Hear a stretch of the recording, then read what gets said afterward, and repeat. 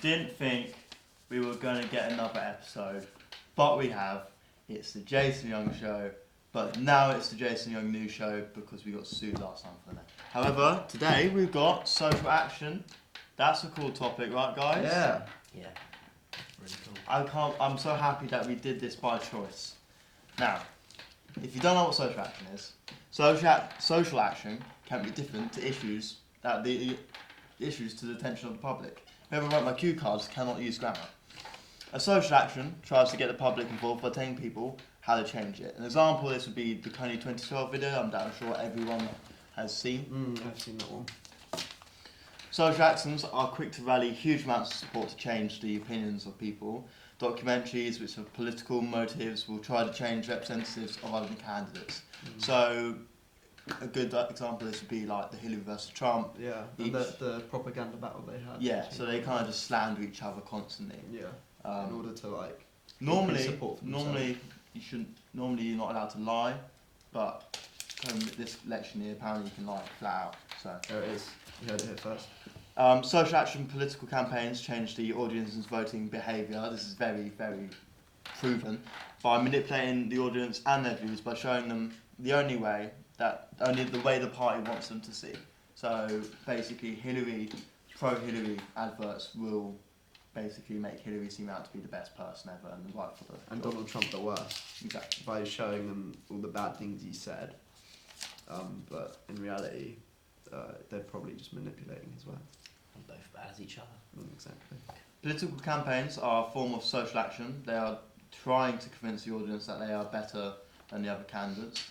I don't know why that cucumber was in there, it's the same as the last one. There it is. Social actions try to build a relationship with the subjects by telling a story and trying to make everything relatable from the audience. Didn't know that one. Social actions bring a community together. This is achieved by finding a common issue which a lot of people can rally behind. Which that's also true, but also social actions can make people rally behind an issue that doesn't even affect them. Very similar to the Kony 2012 one.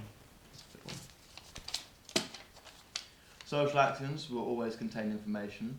As for them to be believable, it needs to be informed. They will use information the audience doesn't know, so it's hard hitting. So that's a shock factor. Bit of shock factor, exactly. There it is. Still going. Social action is more easily accessible for non-traditional groups. To make a social action, you don't need a huge amount of money anymore, manpower. Instead, videos can be shared instantly for free on the internet, on sites like Facebook and YouTube, something that you couldn't do 20 years ago. It's changed the game completely, I think. Completely. It gives the public a bit more of a voice, wouldn't you say? Exactly. Social actions raise awareness by showing the public issues that have not been brought to light yet. So a good example of this is the Blackfish documentary that we'll be talking about in a minute that tells the story of Tillicum and how Tillicum is basically treated like utter crap and it's unfair. That's it.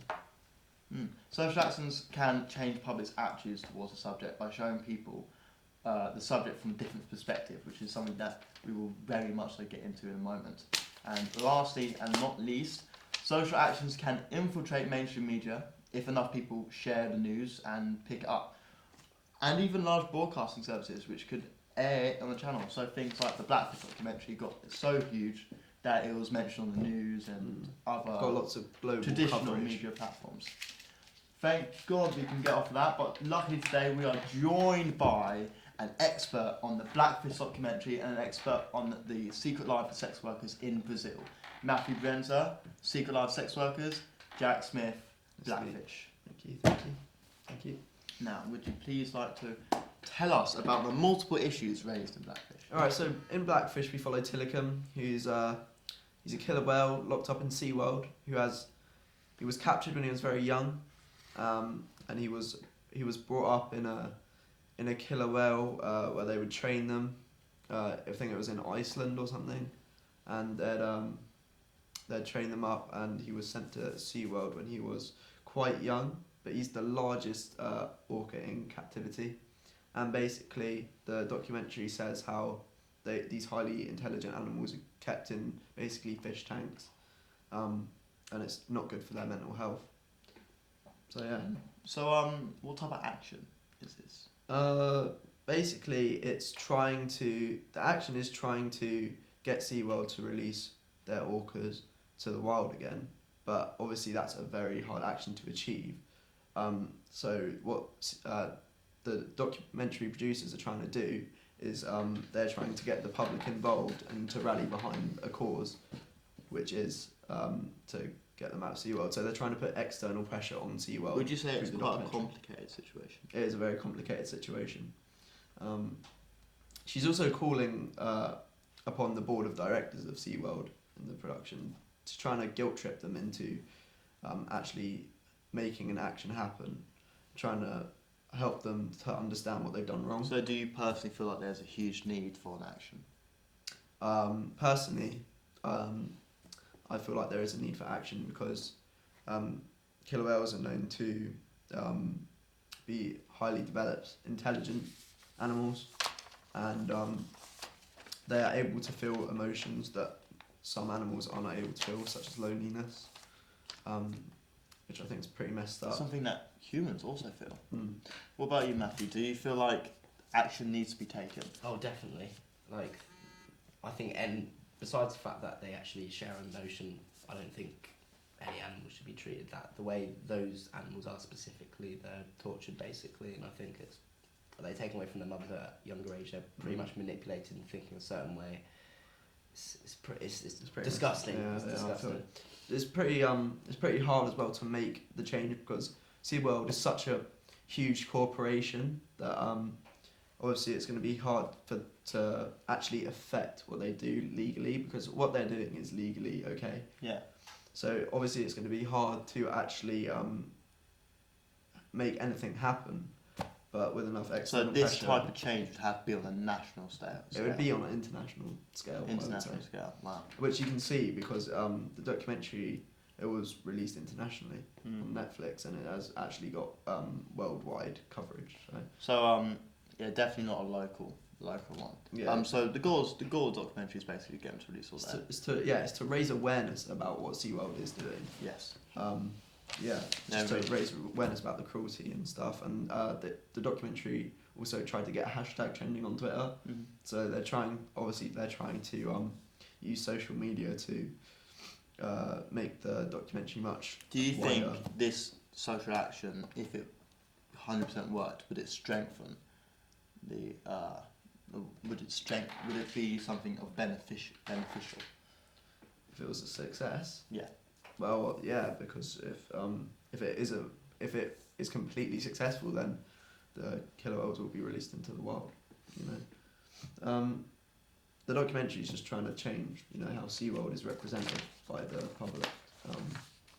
Because before the documentary was aired, there was obviously had a bit of a small reputation for being quite cruel, but it was more. A lot of people. Yeah, a lot of people very blind, and a lot of people just thought it was family fun, basically, SeaWorld entertainment. But with the documentary, I think it's opened a lot of people's eyes, and you can see that in the numbers that SeaWorld are actually losing a lot of money, where they were making way more before it was aired. Yeah. Well, going from orcas, we now go to the sex lives of prostitutes in Brazil. Hang on. Oh, There's okay. more points we have to make What other to be points? successful in this. These What other podcasts. points? I feel like I've gone over everything. Basically, Please. Blackfish is also trying to build a relationship with its audience. Okay, it's doing I this think by we covered that, but you can continue. it's doing this by trying to humanize the Tilikum. They're trying to make him seem more human to us, so it's more relatable. So we feel more compelled by the story and more sorry for Tilikum. The good that would have come from the action would have been the cruelty at SeaWorld will have stopped, and the techniques that the director has used in the production, such as experts, because that's keeping the audience well informed, and it makes it more believable. And the video is effective because it has done exactly what it set out to do, which is to raise awareness against SeaWorld. Because they've invoked sadness and anger in the audience, which gives them a cause to rally behind. So, yeah.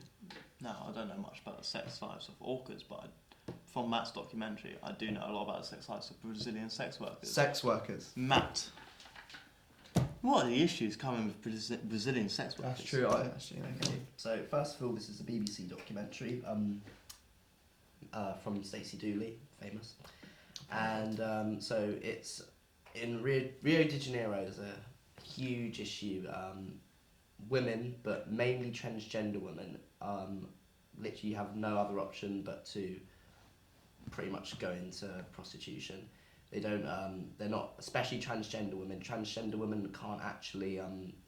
There's very few jobs they're actually accepted in, so it's literally the only thing they can do. So the documentary mainly follows a transgender woman called Barbara, and you see Barbara. She's actually the first ever transgender woman ever to lead the Rio Carnival. But unfortunately, the only way she can support her grandmother is by going into prostitution.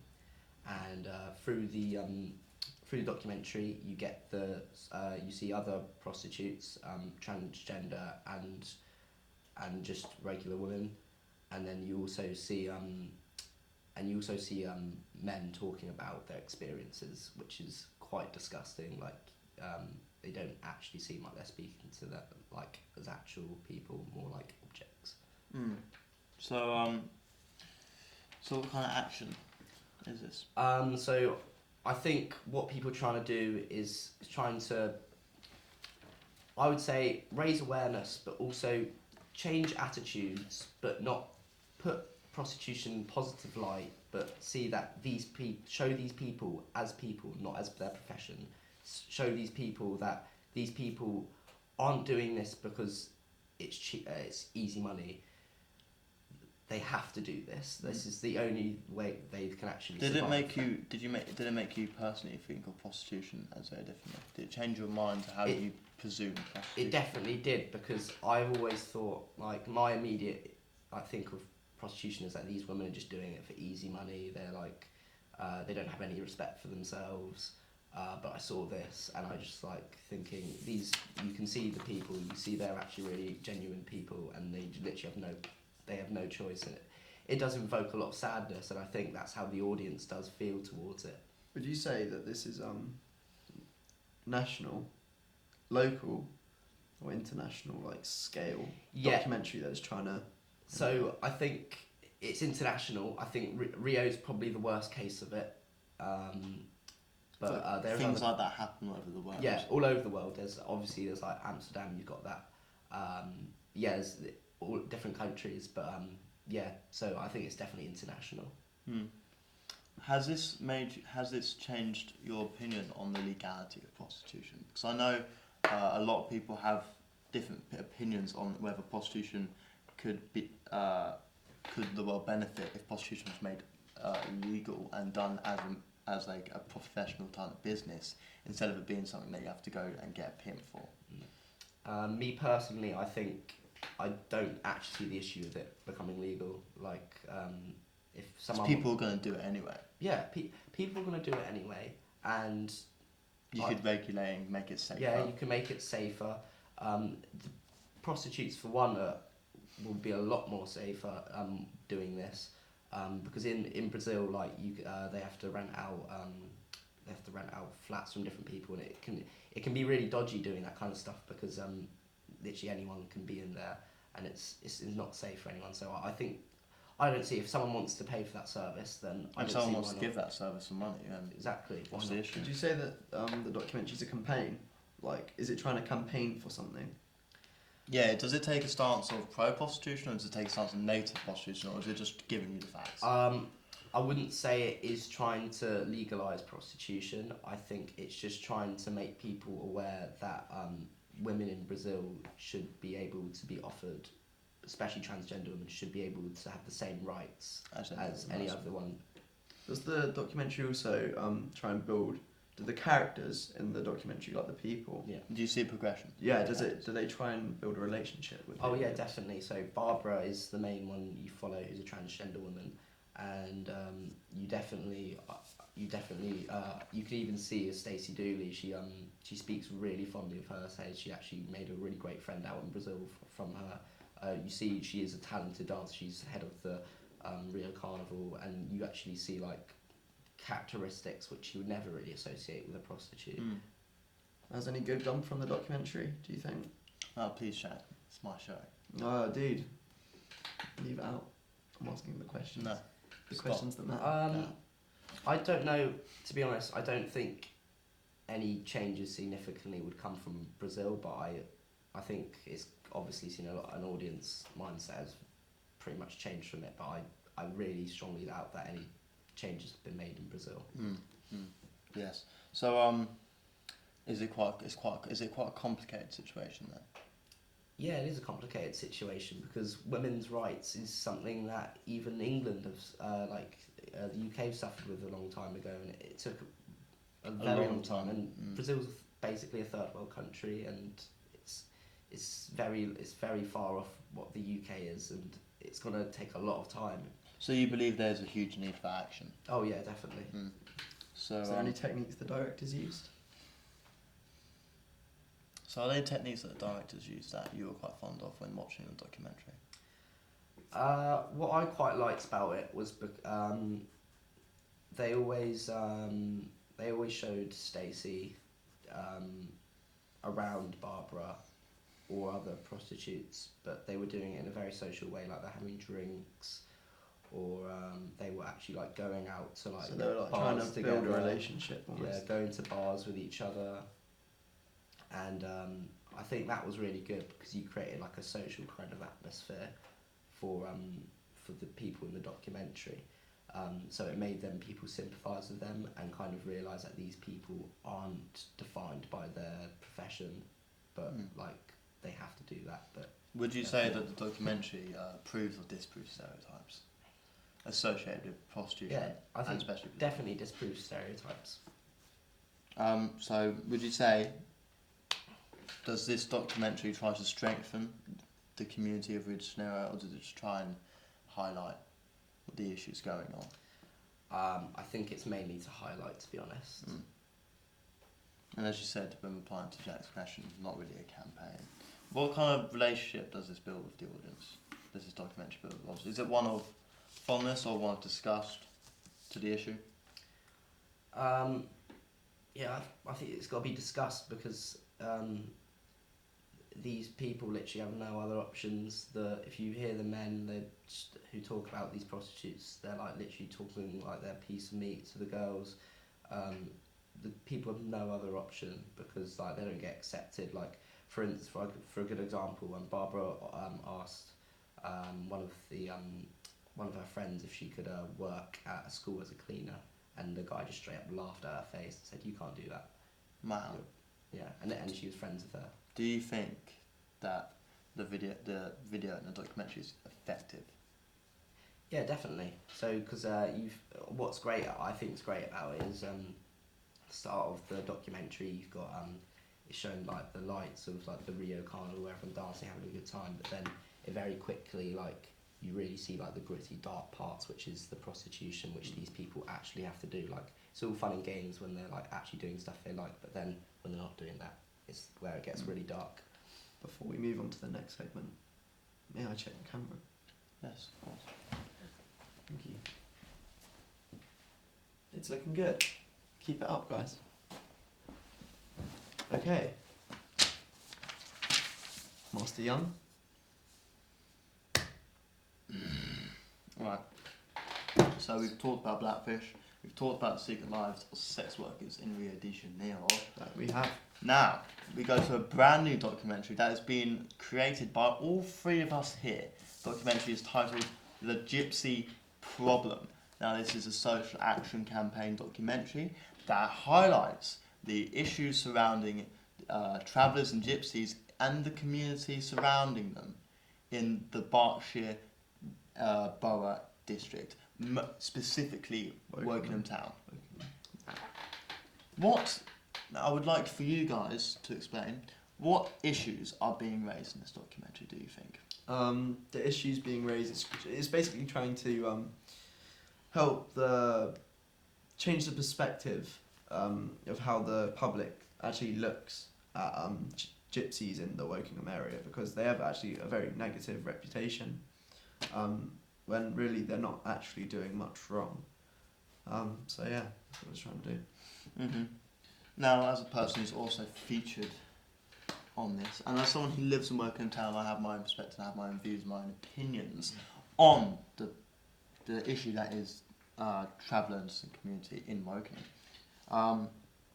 Now, I would say these issues are very, very much so based on disputes over land, the lifestyle, how it can fit in with modern society, because it is quite different. It is quite something that most people don't get a look into how they live and how they interact with one another. And I think you would all agree with me when I say it's a social action. Yes. Trying to change the opinion and maybe show, each side of the argument from one of Gypsy's perspective and one from another. I think you all guys would agree with me that it's quite a complicated situation. It's not something that has an easy resolution. I would agree. Anything more you would like to elaborate on that? I don't think it is an easy solution because they're always going to be there. But I think the best thing you can do is try and get along with them. And I think that's what we're going to try and do here, is try and help to create a compromise with the people that don't want them there and the actual Gypsies themselves. So would you say there's a big need for this action? I'd yes. say it's like it happens all over the UK. A lot of people, it's a controversial thing, but we see the sides of the Gypsies, in my opinion. Like, they're not doing, in my opinion, I haven't had any trouble. Like, I live very close, I live in a Maidenhead where there's quite a few Gypsies, and it's not really an issue, but you've got to see from both sides, really. What Of course there's going to be, like a minority that's gonna cause trouble, but that's with everything. Like, you get normal people that just cause trouble. But I think we can all say that with Gypsy and traveller communities, it's quite a big minority. It's not we're not saying that every single Gypsy is out there to cause trouble. However, we are saying that it's quite a big minority, and it's quite a big problem because you can go around and ask practically anyone, have you had a bad experience? And I would probably say around 1 out of 3 people have had a bad experience or heard of a bad experience that they've had or their families had with travellers and Gypsies. So this change would be mostly local. Do you know any other places in the world that have a problem with Gypsies and travellers? I think all over the country right now, and there's quite a Gypsy problem, if you want to call it that. So what would you say our goal of the documentary is? I think our goal is mainly to highlight the side of the Gypsies, to see what they think that they could do as alternatives to just like staying where they are, or what they're doing to actually earn a living. Because a big problem of it is that they pitch up and make their small communities in land they do not own, and land owned by the borough council, things like public fields, and that can be an issue for people who are like dog walkers or people who live nearby and didn't expect them to have so many neighbours so quickly. So do you think this documentary could strengthen the community? Do you think it could have a good impact? I think it could. I think it could bring people together, rather than I think it could bring Gypsies and people together. They're like The two communities. Yeah, the two communities of people. So would you say the documentary is trying to build a relationship between the two communities in a positive way? Yeah. And a way that could probably mean compromise, yeah? Yeah, I would say so. So, what good are you thinking, are you hoping to come up with the documentary, guys? What good? I think mainly I want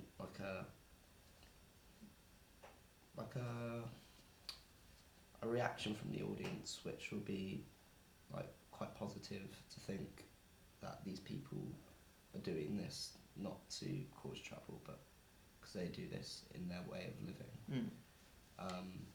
And I hope that Gypsies can also look at this and be like, yeah, like that is our lives, and they should be kind of more like happy to realise that people do see this as an issue. Yeah, it's done out of care. It's Yeah. not something done out of complete spite most of the time.